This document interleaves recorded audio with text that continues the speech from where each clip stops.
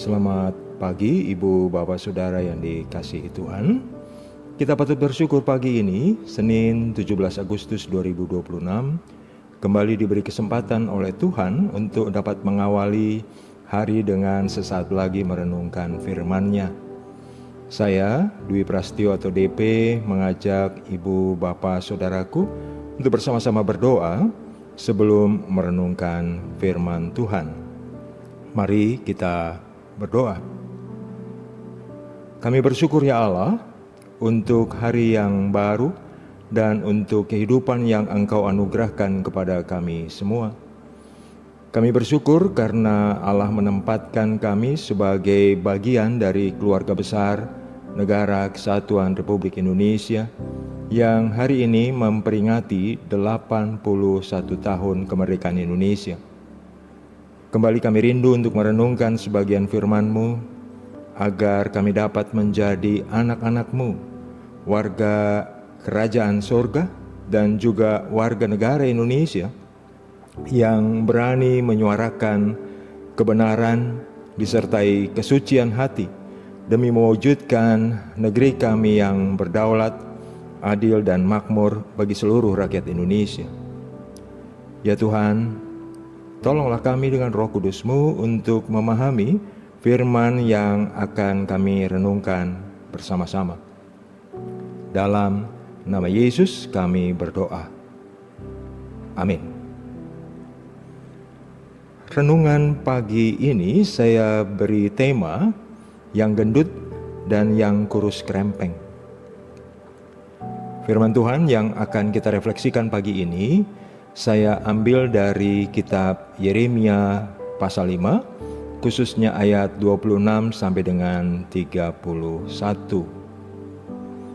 Saya akan bacakan untuk kita semua Yeremia pasal 5 ayat 26 sampai dengan 31. Sesungguhnya di antara umatku terdapat orang-orang fasik.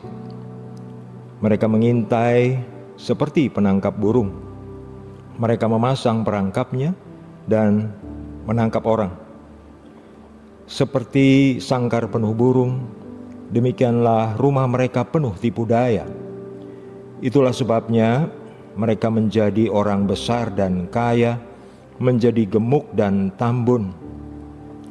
Di samping itu mereka membiarkan perbuatan yang jahat, tidak menjalankan hukum, tidak memenangkan perkara anak yatim, dan hak orang miskin tidak mereka bela. Bagaimana mungkin aku tidak menghukum mereka karena semuanya ini? Demikianlah firman Tuhan. Bagaimana mungkin aku tidak melakukan pembalasan terhadap bangsa seperti ini? Betapa dahsyat dan mengerikan apa yang terjadi di negeri ini. Para nabi bernubuat palsu dan para imam memimpin dengan sewenang-wenang, dan umatku menyukai hal yang demikian. Akan tetapi, apa yang akan kamu lakukan apabila datang kesudahannya? Ibu bapak saudaraku, tentunya tahu logo HUT ke-81 kemerdekaan Republik Indonesia tahun 2026 ini yang berupa angka 8 dan angka 1 dengan tema Indonesia berdaulat, adil, dan makmur. Benarkah Indonesia telah berdaulat, adil, dan makmur? Mari kita bertanya dengan kritis, apakah kondisi negeri kita saat ini sedang mengarah ke sana atau sebaliknya? Bila kita menyimak dengan seksama pemberitaan tentang berbagai masalah yang terjadi di negeri kita, maka wajarlah bila timbul keraguan-raguan akankah terwujudnya keadilan, kedaulatan, keadilan, dan kemakmuran bagi rakyat Indonesia. Berita tentang 3 mantan pejabat di lingkungan Badan Gizi Nasional, yaitu Dadan Hindaya, Kepala BGN, yang berlatar belakang akademisi entomologi atau ahli kehidupan serangga, bersama 2 wakil kepala BGN yaitu Sony Sonjaya yang berlatar belakang purnawirawan Polri dan Ludwig Pusung yang berlatar belakang purnawirawan TNI Angkatan Darat telah resmi ditetapkan sebagai tersangka dan ditahan Kejaksaan Agung dalam kasus dugaan korupsi penyimpangan tata kelola program makan bergizi gratis MBG tahun anggaran 2025-2026. Masih terkait program MBG atau makan bergizi gratis, dalam media NU Online tanggal 13 Agustus 2026 yang lalu, kita mendapati pernyataan dari Jaringan Pemantau Pendidikan Indonesia atau JPPI mencatat jumlah korban keracunan dalam program MBG sepanjang Januari hingga awal Agustus 2026 mencapai 12.656 orang. Jika diakumulasikan sejak tahun 2025, total korban telah mencapai 40.759 orang. Program MBG bermasalah, namun pemerintah tetap bersikukuh akan melanjutkannya. Pada awal bulan Juli yang lalu, Lembaga Kortas Tindak Pidana Korupsi Polri dalam penggeledahan di sebuah rumah di kawasan Sentul Bogor menemukan emas batangan dengan total berat 74 kg, juga uang dalam bentuk dolar Amerika Serikat dan dolar Singapura, terkait dugaan korupsi batu bara PLN, Asabri, dan Krakatau Steel yang kemudian dalam pengembangannya menyeret mantan pejabat Jampitsus atau Jaksa Agung Muda Tindak Pidana Khusus, yaitu Febri Adriansyah. Kini 3 perkara mantan pejabat Kejaksaan Agung itu telah dilimpahkan oleh Lembaga Kortas Tipikor Polri ke Kejaksaan Agung untuk dilanjutkan proses hukumnya.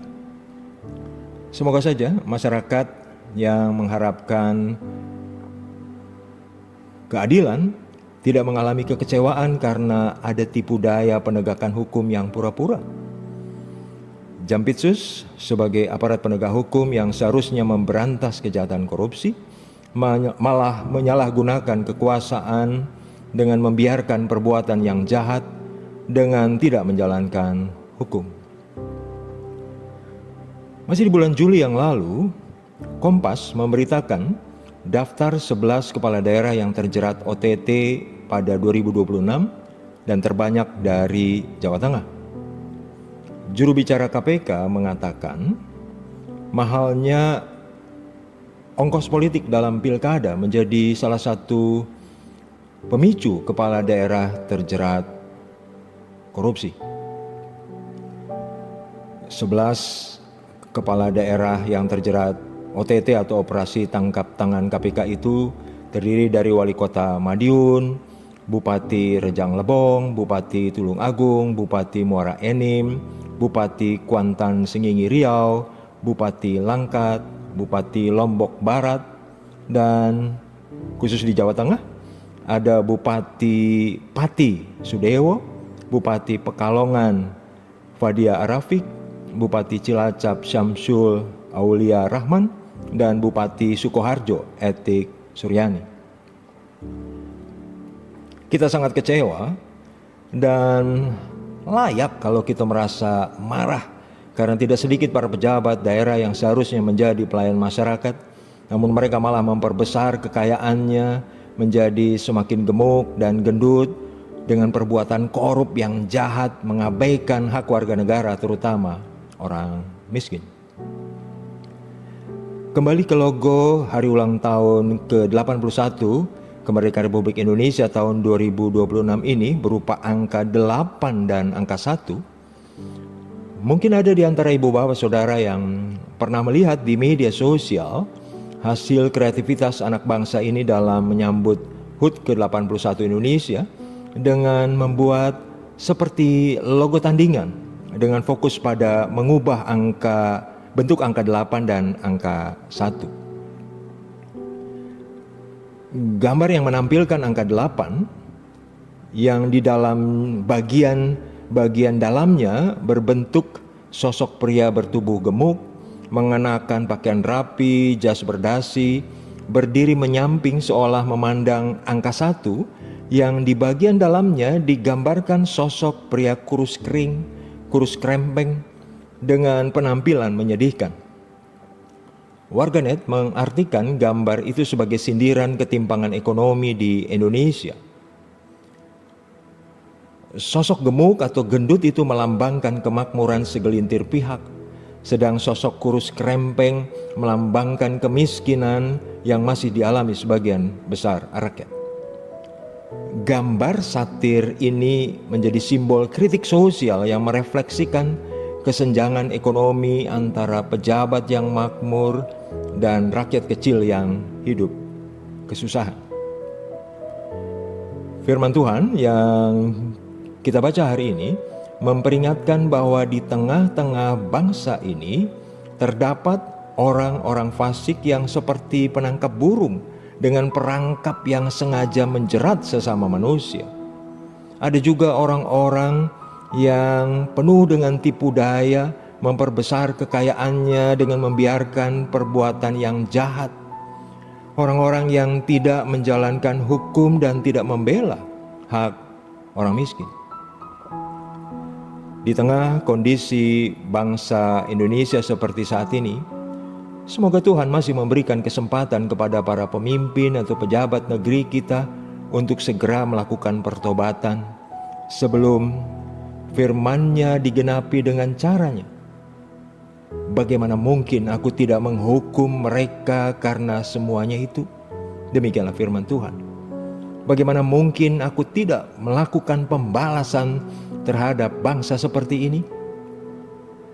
Ibu bapak yang dikasihi Tuhan, selamat berjuang mengusahakan terwujudnya keadilan rakyat, keadilan sosial, dan kemakmuran bagi seluruh rakyat Indonesia. Tuhan kiranya menyertai dan memampukan kita yang begitu mencintai Indonesia. Amin.